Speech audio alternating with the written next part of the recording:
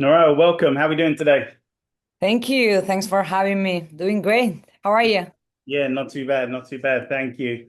I've been doing a bunch of calls. I would say for probably the last 3 months solid now, we've been getting a bunch of people on doing great things in our industry.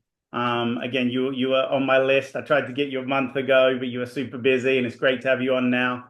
I start all these chats by like asking the first question, like tell us about you, tell us about your background. You haven't got to go back to kindergarten or anything like that, but Yeah. tell us all about yourself. Thanks, Matt. Well, a little bit more about me. I was born and raised in Barcelona from Spain, and I come from very entrepreneurial background. My family had like multiple businesses, like real estate, insurance, telecoms, beauty spa. So I kind of grew up seeing in my house that if you want something different, you gotta work harder than anybody else. And that's how I got to pursue my degree in business. My family, woman and female has the power. So I was like, I need to keep setting that standard up. I did business. I did my master's in international trade, and when I finished my studies, I was supposed to continue my family businesses. But Yeah. after 1 year, I was like, guys, I love you guys so much, but I gotta challenge myself. And that's when a few years later I decided to come here to Miami. So I came to Miami. I did not know anybody. I did not speak the language. I was just like, let me go to somewhere that I don't know absolutely anybody. Let me start from the bottom and let's really see what I truly got. And that was the start. That was just like that. You're running solo, right? And Yeah.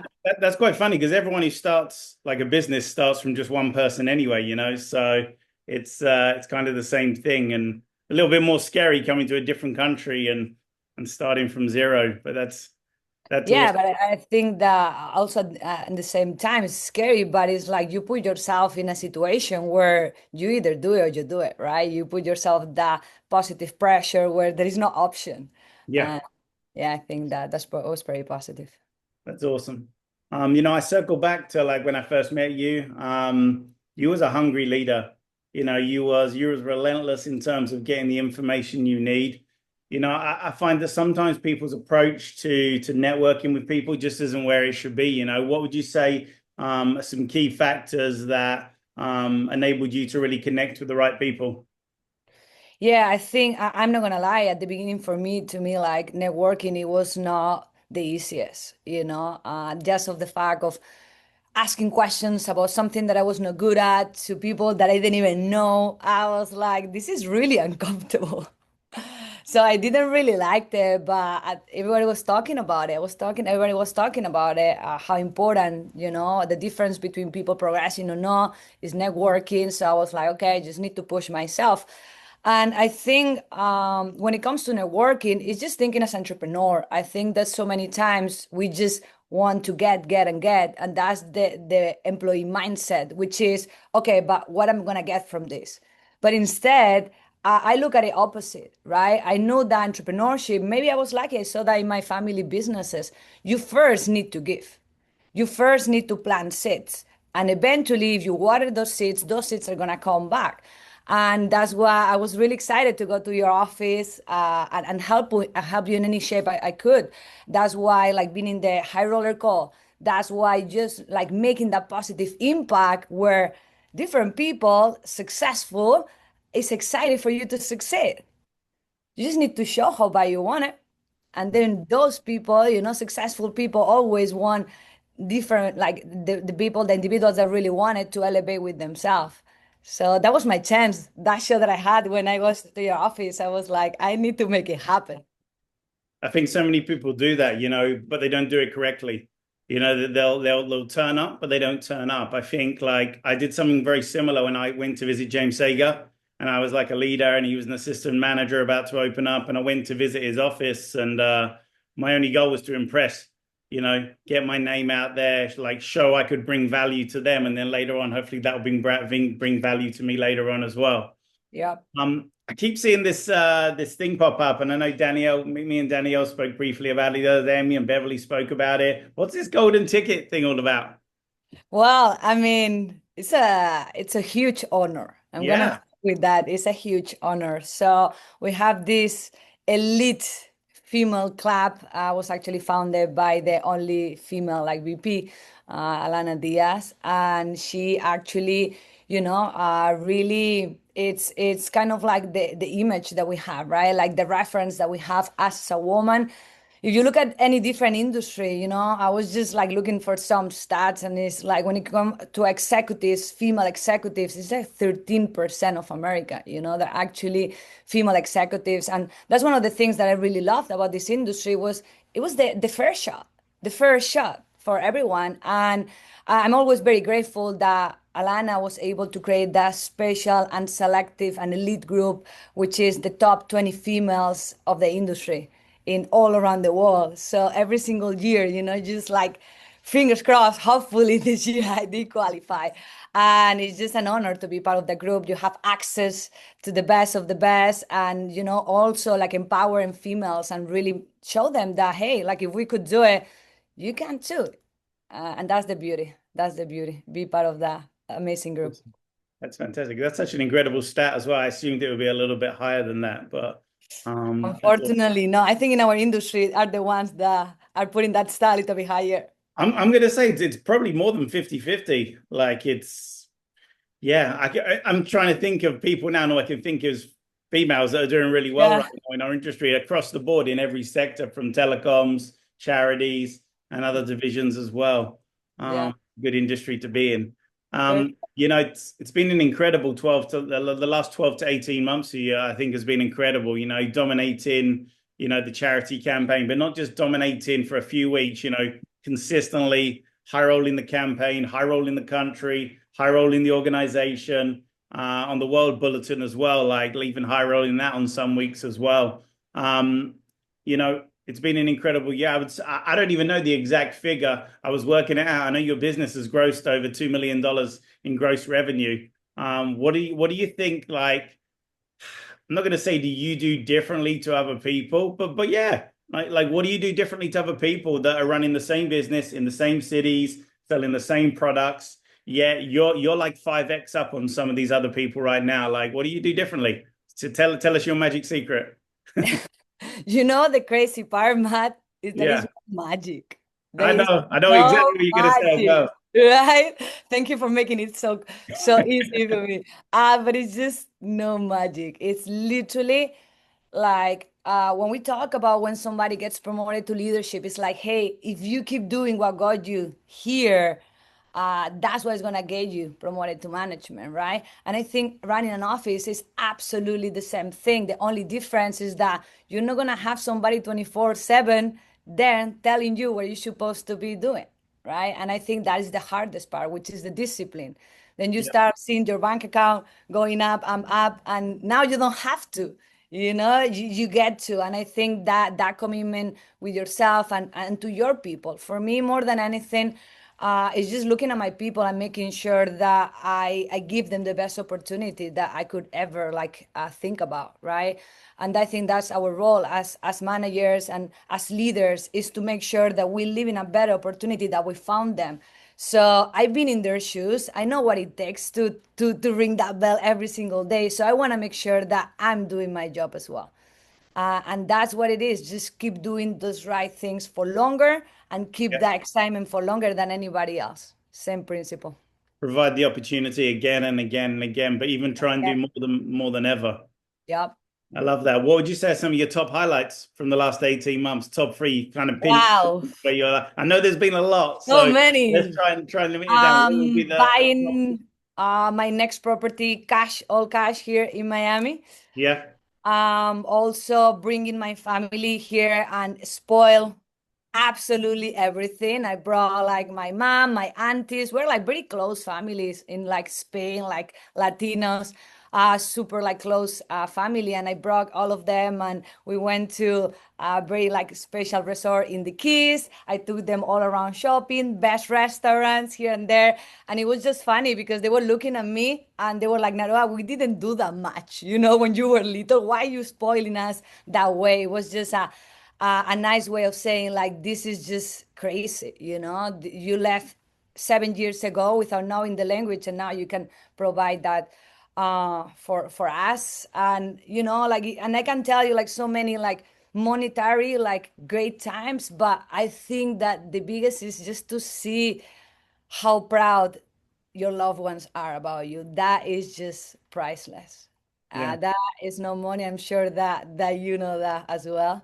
It's just absolutely. no money. Can tell you about the nice stuff, the Rolexes, the shopping, but it's just not nothing compared to looking at them and them just look at you different. You know, the eye contact is different, and like it's just very special Success, to good have. success.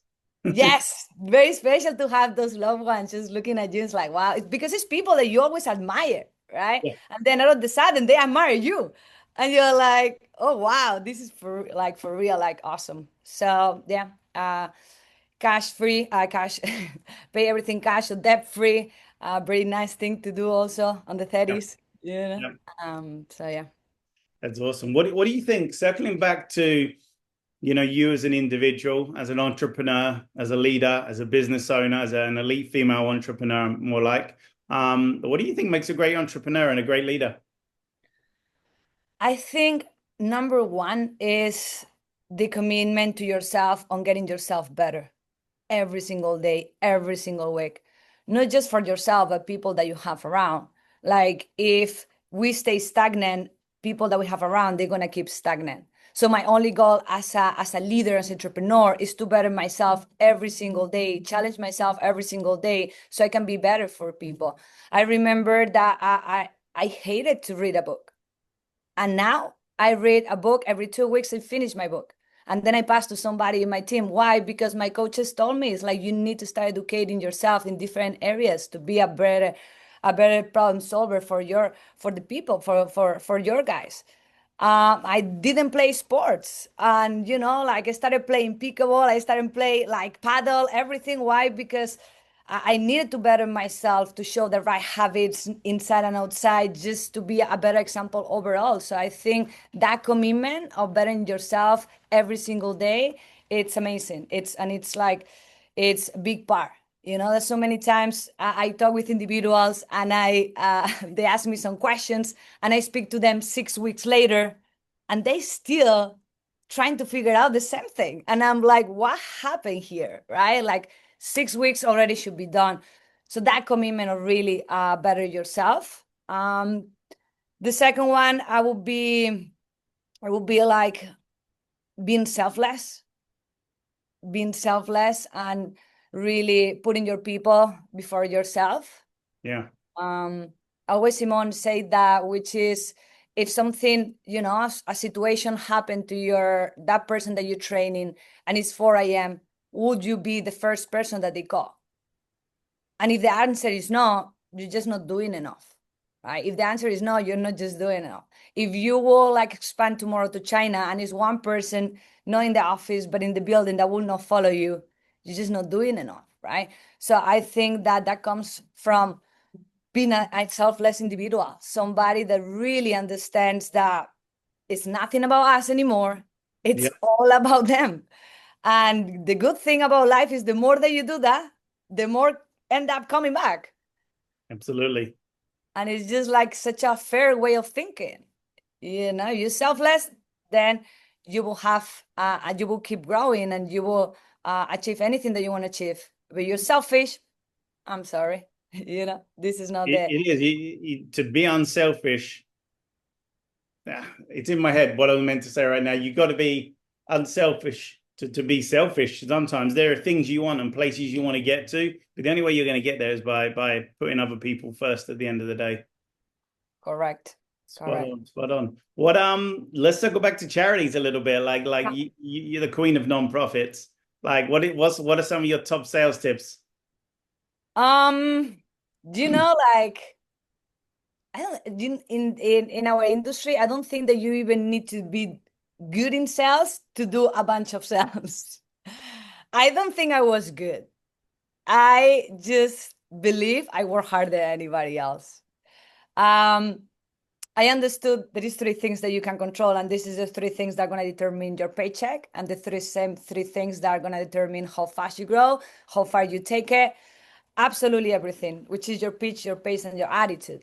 And when it comes to the field, I understood that I could not control my pitch in terms of my English. It was pretty terrible.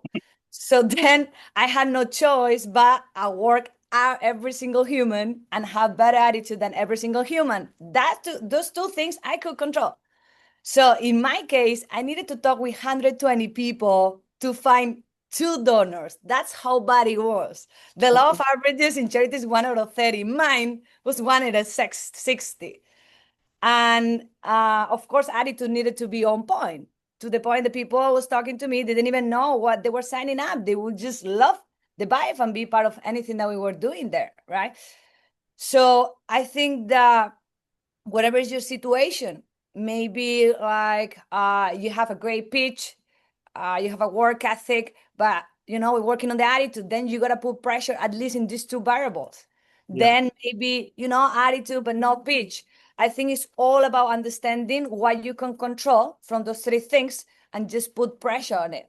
So what happened when weeks pass and months pass? Of course, I became a little bit better in sales. Yeah. Why? Because I just had more shots than anybody else. I had more learning curve than anybody else because meanwhile I was interacting with 120 people per day. Everybody else was interacting with 60.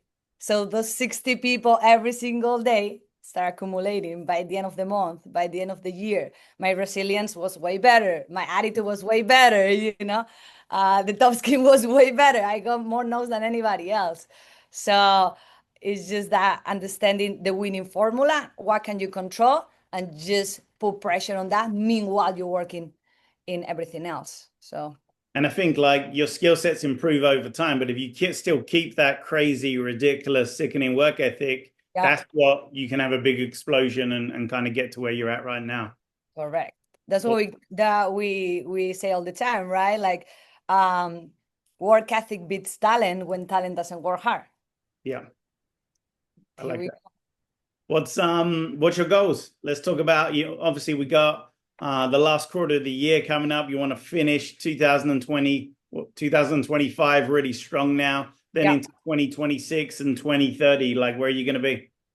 Well, I mean, this is really a very exciting time right now, which I think is really cool. I was talking with the guys. I think it's really cool when you start in the training program and you do your first sale, and then you start ringing the bell, and it's really like um, fulfilled to see, oh, I'm moving the needle, I'm improving, and then later you get promoted to leadership, and you realize that it's nothing, that feeling, compared to promoting somebody to leadership, right? It's like, wow, like that person that you trained, that you took in the first day when they barely knew the pitch, and now here we go, a very confident individual doing a speech to everybody. And that feeling is just nothing compared to the day that you promote your first assistant manager, because now, for real, like they started from the same place at the same day one, but now they took it to the new whole level, like developing people and hitting those wires, very consistent.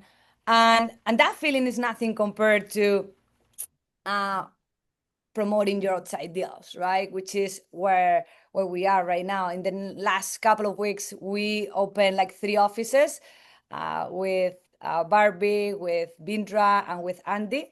Yeah. And I was just like days and days just looking at them and just thinking about it. I was like, wow, this is just nothing compared to the feeling of promoting somebody to leadership. And I think that the more that you go in deep, the more you understand like the purpose that comes with it. And there is a lot of goals, but for me now, majority of those goals are going to be based on on those guys, right? Which is, okay, what do they want to accomplish? How are we going to move? We're going to be expanding to different markets in the next 3 months. We're going to be expanding to Jacksonville. We're going to be expanding to Nashville, West Palm, as well as Texas, right? Uh, Jacksonville, Florida, yeah? yes, it's like we just Florida and Texas, like we're moving around there.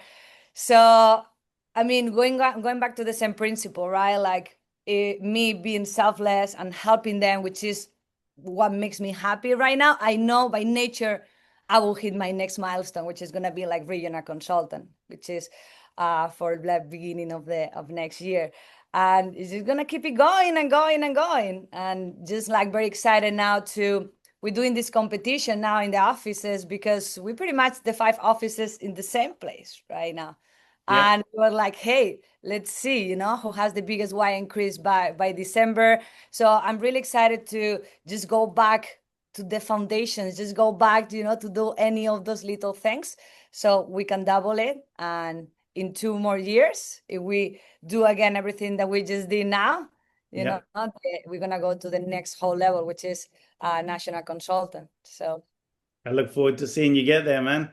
Naroa, I don't want to take up too much more of your time today. I know you're busy. Your schedule is crazy, crazy right now in a good way. I appreciate your time. Thank you so much. And we'll be releasing this pretty soon. yes, thank you so much for having me, Matt. It's always an amazing time every time that we get the chance to talk with you. I know how much you helped me when I was like an assistant manager, and how much you helped the org. So you're somebody that we really appreciate a lot. Thanks for everything. Thank you.